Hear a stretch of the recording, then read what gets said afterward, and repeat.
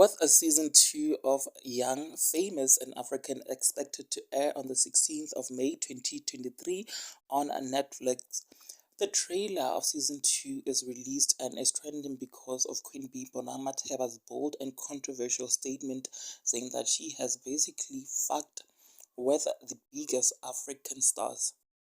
Now, you guys, while many were saying that statement alone reveals that Queen Bee Bonang would do anything to remain relevant and trend after her controversial statement, this one tweet dragged Bonang to fault and said that this show is not for someone with her caliber and that show is ratchet. The tweet reads as follows: OMG, baby, at Bonang, this is not for you. It's too hood red.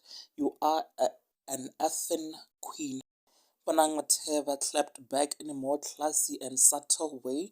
She wrote this tweet: "That's a fine. Tune in with a kiss, hug, and two glasses emoji." Now, there you have it, guys. Please do engage with me down in the comment section below. Like this video.